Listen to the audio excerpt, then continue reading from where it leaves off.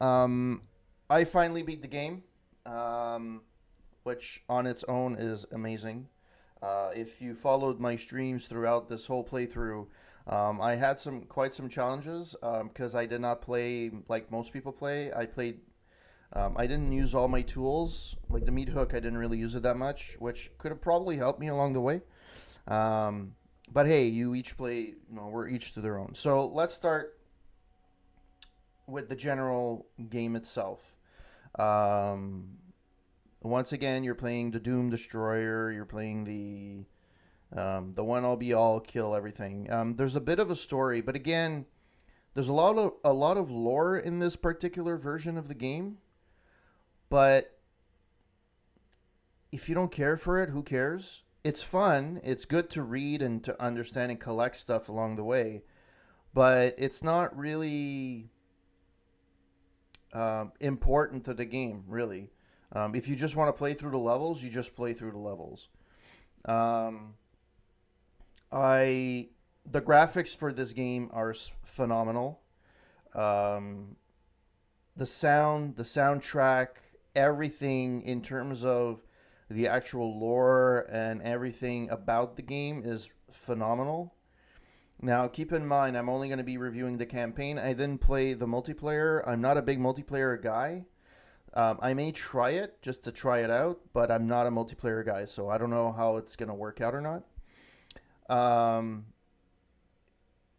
the story, as I said, I mean, it takes second fiddle to whatever the action is in the game. So that the way that I described it earlier, as well, is it's an '80s action flick where the story takes a back burner and the action takes precedence. That's basically it.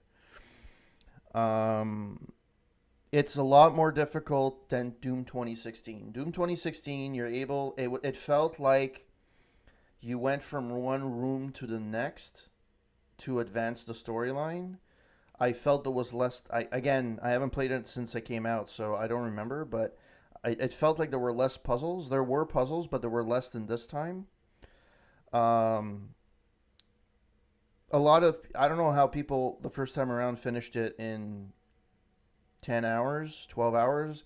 It took me 22. I think that's going to be my final tally when I'm done. It's going to be roughly 22, which you know I got stuck in a lot of places where I shouldn't have been. And in one of the more, um, there's a part about I don't know a quarter of the game in where you're on this icy island or whatever, and I got stuck in an area, and you have to proactively think to jump behind behind a cliff, so that you can jump on another platform. Like really, it was not evident. I must have got stuck there for a good half an hour, 45 minutes. Honest to God, I did not know where to go. And there was a guy on my stream, I think it was Switchy, who told me it's not what I think it is. And I'm like, what?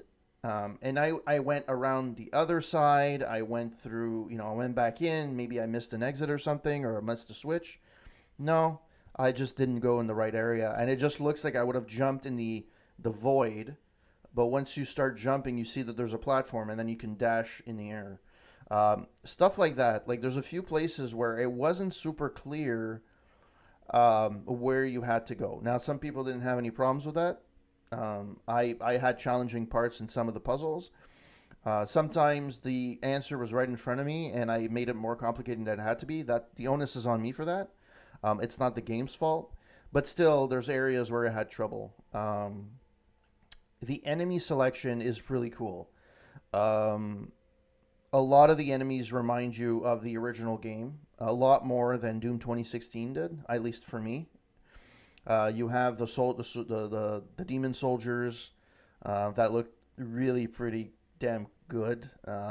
If you, if I ask myself, the Cacodemons were cool.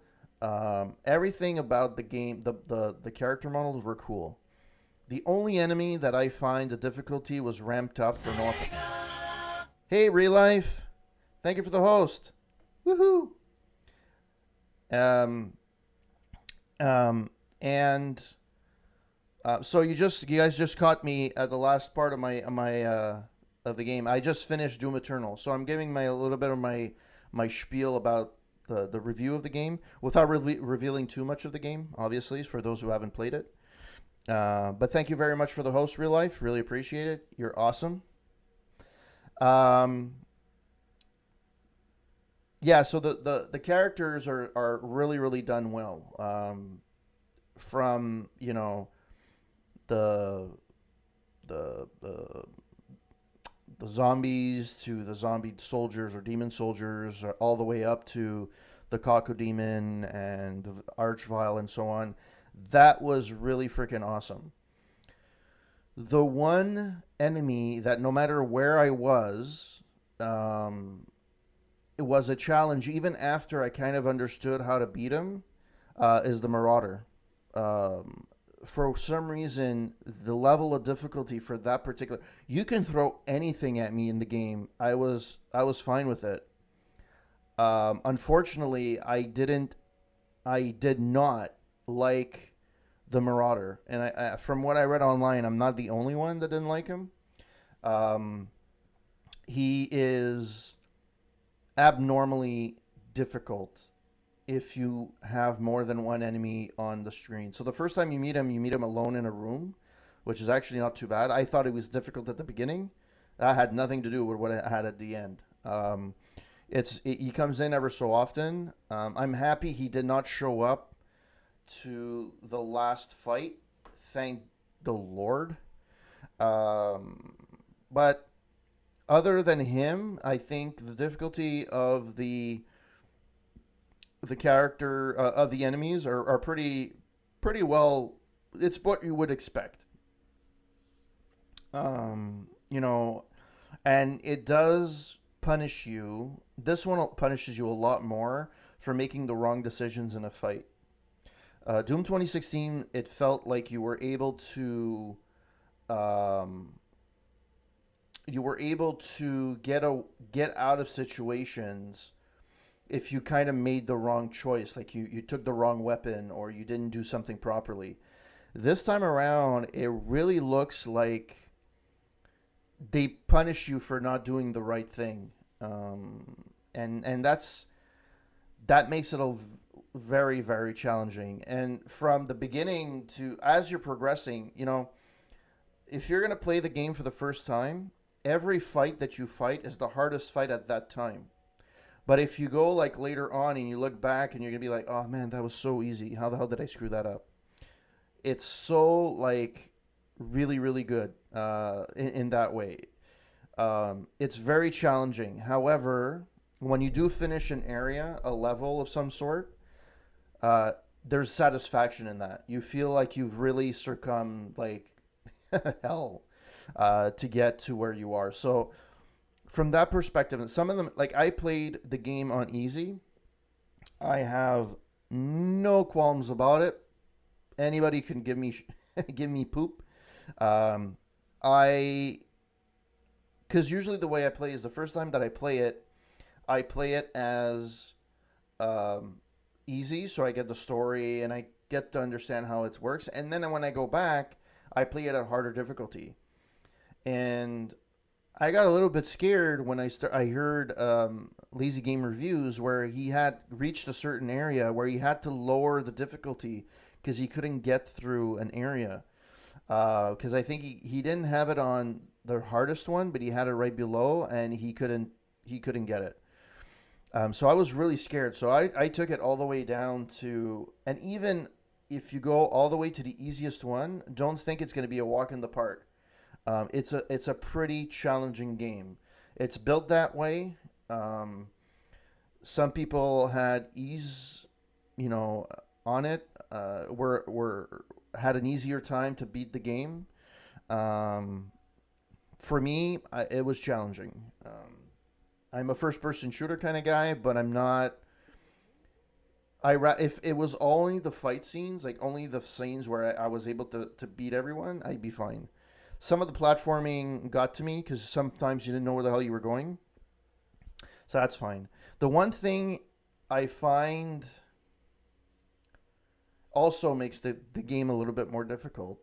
You have the idea of lives, which is fine. They're usually secrets or whatever, so you get yourself some lives. For most people, I'm assuming once you pick a few lives, you'll be fine for the game. For I used to run through lives like it was nobody's business.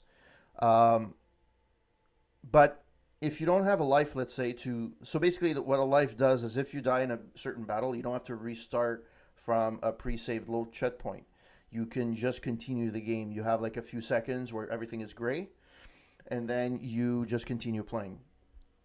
Now, what I would have really liked is a save state.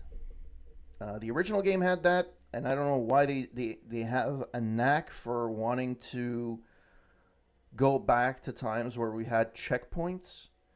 It makes the game arbitrarily hard. There's parts where there's multiple elements to a fight, so you have like one fight and then there's another surge and a third surge. I would have loved to save at certain points, and you can't.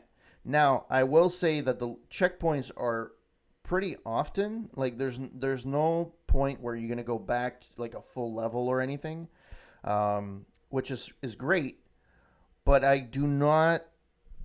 um, I don't understand in today's day and age that where we can have save states, and it's a shame. The one thing, the next thing I want to talk about is the items in the game. So compared to Doom 2016, there's a lot more lore around it. So there's a lot more collection items you can collect and read. One of the reasons why it took me longer to play the game as well is because I actually like to. Now I didn't get everything, but I got a lot of them. I was trying to get them as much as I could. The advantage of going back to play it now, I have the items. I can go back to certain levels and pick up what I missed, which is actually pretty cool. Um, but the one thing I really loved was the items. So you were able to read certain things, transcripts and so on, or excerpts from this book. You were able to get some lives, which is good. But what I really liked about the secrets were the fact that you were able to get the way you obtain cheats. It's not the way that you're accustomed to, like back in the day where you entered a command line and you were fine. You have to actually earn them and you have to collect them during the game. Now I think there's like ten cheats you can get. I got the two that I really want, like all the weapons. And what's the advantage is that when you replay a certain level, you can actually load that particular level with that cheat, so you're able to get through it and there's no issue. Um, so that's pretty cool and that's pretty awesome. And it's always fun to find, like they were marked. It was a good balance between it was a good balance between um, finding the secret with the reward and having it on the map. Like the original game didn't really have many things on the map. They had indications or you were able to kind of deduce, but it didn't flat out say this was a secret. Here, especially if you have the map, it actually tells you, hey, there's a question mark over here. You can actually get there. Now, how you get there is not explicitly told to you, but at least it tells you, hey, there's a secret over there. So it makes it easier for you to actually find these things. Um, and it's very satisfying to find a toy or to find a cheat or to find a lot of different things. That's pretty cool. The one thing I also really liked is the Fortress of Doom. Unlike the last game where you kind of jump in, you don't really have a place called home. Here you do. You have a spaceship called the Fortress of Doom that looks over the Earth, and you can have memorabilia that's there. All your guns are hanging. You have a rack for your toys. You have a rack for um, your stuff. And during the game, when you're collecting items like albums, for example, you have different theme songs for different games. You can actually they're hung on the wall, and you can actually play them. So when you're on your ship or when you're on the Fortress of Doom, you can actually play those soundtracks. You have the original Doom 1, Doom 2, Quake 2, Quake Arena, Wolfenstein. Um, the soundtracks go really above and beyond, which is really cool. Another thing that a lot of people might not know, um, on your computer on the in your of Doom. I don't know why I see Fortress of Fortitude. I don't know.